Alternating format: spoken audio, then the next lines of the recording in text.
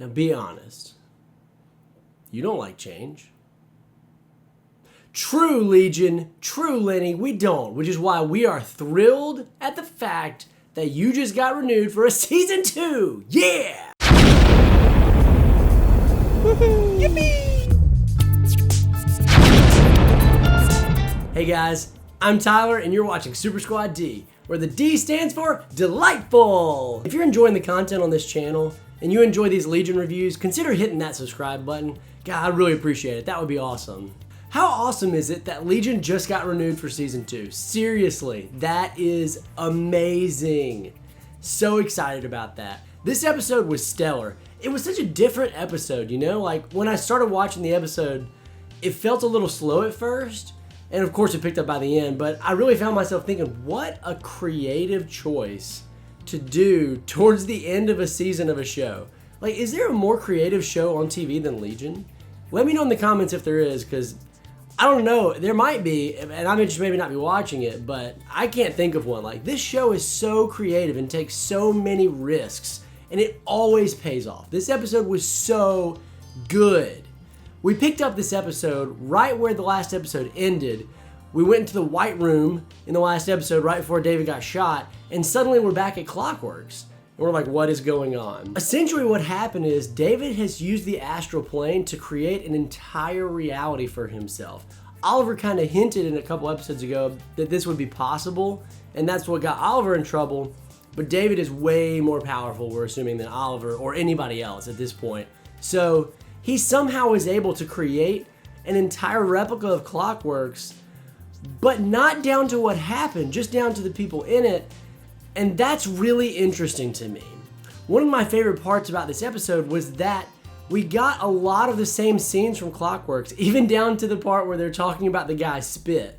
Do you guys remember that from the first episode where they're talking about, is the guy's spit made of yogurt? And it's David and Lenny in the first episode. And in this episode, it's David and Autonomy. And I just thought that was such a cool directorial choice to have even the same conversations. Essentially, David is retreating to a place in a time where he felt safe and comfortable.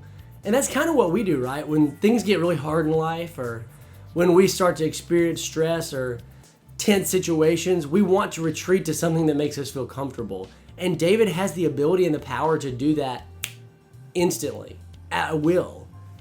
And what we get here is he's gone back to Clockworks, but the things that are different are all different for the better. And what I mean by that is David's diagnosis is no longer schizophrenia. His diagnosis is manic depressive, which is just enough for him to feel like he needs to stay in the Clockworks that he's created, but it's not so bad that he feels like he's going crazy, you know? And what was interesting to me also is that Sid was the one who suffered from delusions in his reality. Now, at a certain point, Sid begins to wake up. All the characters think they're in Clockworks for real, and Lenny is their psychiatrist. And wow, Lenny is a creepy psychiatrist, but good, right? Like, she's really effective. I guess that's what happens when you can read people's minds. But Sid begins to realize this is not real.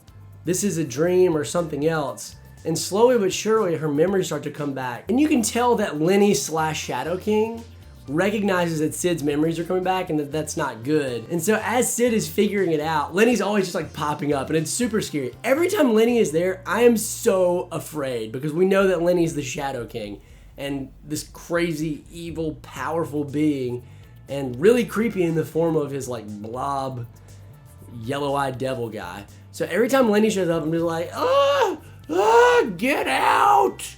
Get out! I enjoyed seeing all the other characters though, because they all had their same traits, but in Clockworks, they were what was wrong with them. Like, Melanie was delusional in that she was waiting for her husband to come back who'd been gone for 20 years.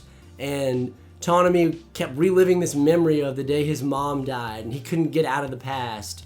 And Carrie / Carrie, the two Carries, always wanted to be together. But they were like, it's not weird. It's totally not weird. We just always want to be together. And then the wolf guy, Walter, that dude was just creepy. This episode, oh man, he made my skin crawl. There's a scene later on in the episode with him and Carrie that just, I did not like that scene. I don't know about y'all, but I did not like that scene. I was super scared for female Carrie. about what was going to happen there. And interestingly enough, David's sister was in there, and her whole deal in this new reality was that she hates David. And she just can't stand to be around him. She says no one wants him. And this is all coming from the fact that we found out that David is adopted. David, of course, if you don't already know from the comics, is Professor Xavier from the X-Men, his biological son, which we're going to get into in just a few minutes. But she really didn't seem to want him there, and I wasn't sure if that was the way David perceived her, or Lenny forcing her to be that way, or if that's just like what was in her heart, and it's just coming out here in this Clockworks reality. I wasn't really sure. But man, that was really sad and heartbreaking, that scene at the end where she's like, no one wants you. You're super unwanted. I was like, we do want you, David. You're cool.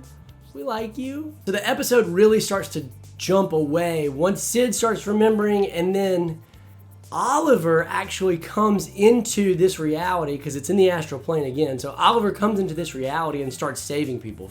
He saves Carrie first via the ice cube. They're all having dreams about ice cubes, which I thought was interesting because obviously Oliver's trying to get to them. So he saves Carrie, male Carrie first, and then male Carrie in the astronaut suit saves Melanie and brings Melanie to the real world somehow, like where she can see what's happening, but she can't really affect it. But she can see like the bullets that are flying towards David and towards Sid, but she can't move them. She tries to move them with her hands and they burn her, and she tries to move Sid and David and she can't do that. And then she just ends up going with Carrie in the suit. So I'm excited to see how they're gonna break David out of this reality. But the one that was the most creepy to me was Walter. And Walter is just a freaking psychopath. Like, I hate that guy. He, even in this reality, he's just crazy. I wonder in my heart, like, does he even know that this is not real and he just doesn't care? Like, I wouldn't even be surprised at that, because he goes into female Carrie's room and he says something like, you're young, but not too young. And I was like, and of course she runs from him and he's just chasing her. And Lenny later remarks, yeah, he's the only one who gets it, man. He gets it. And let's talk about the best part of the episode. The Lenny confession to David. David starts to believe also in Sid and that maybe this isn't real, or he's not really sure what's going on. He doesn't want to believe that because he's happy here, and he even remarks he could stay there forever. But he's starting to believe like maybe something's not right here. And Lenny basically sits him down and she says to him, listen, I don't even understand humans. I don't understand love. Love is ridiculous. There's no meaning to life. The only person in life that matters is God. And the only reason God matters is because he's powerful. And power is all there is to life. And then she tells us, it's a little glimpse into the history of Lenny / the Shadow King, but so important. So important. She says, yeah, I knew your father once, your real father. Yeah, he didn't like me very much, and I didn't like him. What we find out is that Shadow King and Professor Xavier have battled before. We're alluded to the fact that they met, they fought.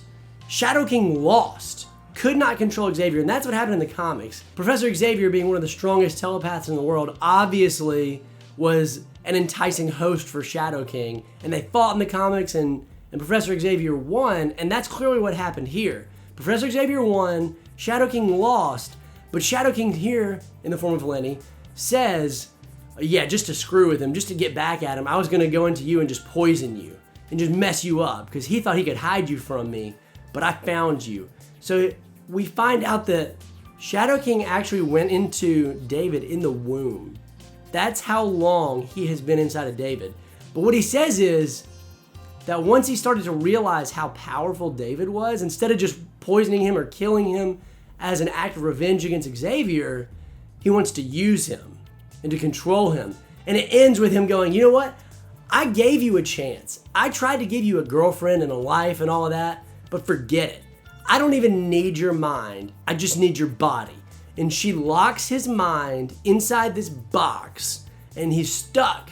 And now it's gonna be Shadow King completely controlling David. It already was Shadow King mostly controlling David in the last episode where we saw he just destroyed the Division 3 headquarters. Now we're gonna see a true Shadow King controlled David. But I don't think David's gonna just sit there and do nothing. I think he's gonna try to fight. And we know the setup for the next episode is that Oliver now is reassembling everybody in the astral plane, breaking them out of the dream, and they're gonna go try to help David. This episode was incredible. I loved the throwbacks to the first episode. I loved the drooling spit guy. I loved, at one point, Melanie's trimming her garden, and we see the guy who's in the background. Did y'all catch that? There was a guy in the background in the first episode who was always like blending in with the wall. He had like leaves on and stuff. And we got him back in this reality version from David. I loved all of the original throwbacks, but I also loved all the twists. I thought it was a slow burn episode. It kind of started slow, but boy, it started to pick up. And by the end, man, it hit the level of creativeness and creepiness that we know and love from Legion. Super excited to see how this season is going to end. And I'm just thrilled beyond thrilled that it got renewed for season 2. So let me know in the comments what you thought about this episode. Did you like that it was a little bit slower of an episode and that it was a little different from what we've been getting from the show? Or did that bother you? I'd love to hear some feedback. Thanks for tuning in. I'm Tyler, and this is Super Squad D, where the D stands for delightful.